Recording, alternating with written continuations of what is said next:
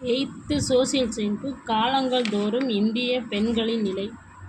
தேவதாசி அல்லது தேவரடியாள் என்ற வார்த்தையின் பொருள் கடவுளின் சேவகர். தேவதாசினா சமஸ்கிருதத்தில் தேவதாசின்றது சமஸ்கிருத சொல்லு. அதனோட பொருள் என்ன? தேவர் அடியாள். தேவதாசி சமஸ்கிருதம் அல்லது தேவர் அடியாள் தமிழ் என்ற வார்த்தையின் பொருள் கடவுளின் சேவகர். தேவதாசின்றது சமஸ்கிருத சொல்லு, தேவர் அடியான்றது தமிழ் சொல்லு. இந்த ரெண்டு வார்த்தையோட பொருள் என்னென்னா கடவுளின் சேவகர். பெண் குழந்தையை கோவிலுக்கு நேர்த்தி கடனாக அர்ப்பணிக்கும் வழக்கம் இருந்தது. அவர்கள் கோயிலை கவனித்துக் கொள்வதோடு மட்டுமல்லாமல் பரதநாட்டியம் மற்றும் பிற பாரம்பரிய இந்திய கலைகளையும் கற்றுக்கொண்டனர்.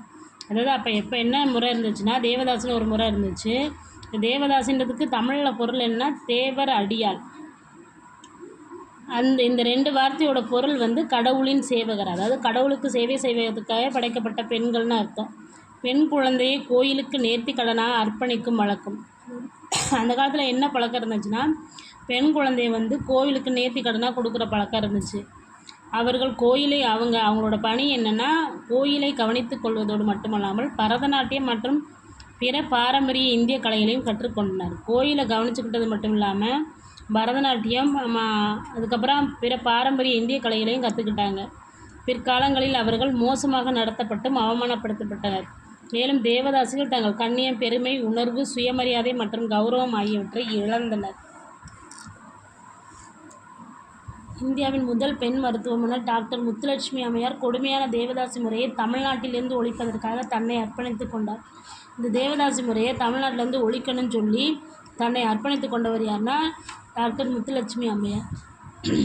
இந்தியாவோட முதல் பெண் மருத்துவர். தேவதாசி முறைக்கு எதிரான அவரது போராட்டத்தை பாராட்டும் வகையில் 1929 அவர் சென்னை சட்டமன்றத்திற்கு பரிந்துரைக்கப்பட்டார்.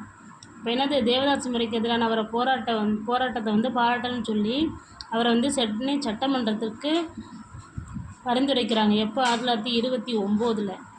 பெரியார் ஈவேரா தேவதாசி ஒழிப்பு மசோதாவை நிறைவேற்றுவதில் முக்கிய கருவியாக செயல்பட்டனர்.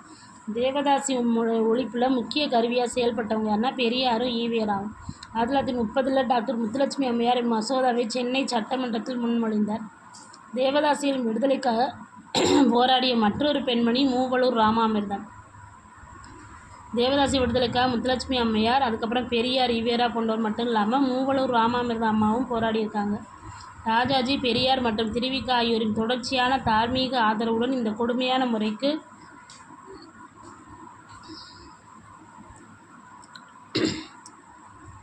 எதிராக அவர் முழக்கம் எழுப்பினார். இதன் விளைவாக அரசாங்கம் தேவதாசி ஒழிப்புச் சட்டத்தை நிறைவேற்றியது. மதராஸ் தேவதாசி சட்டம் என்பது அக்டோபர் 9, 1947 நிறைவேற்றப்பட்ட ஒரு சட்டம்.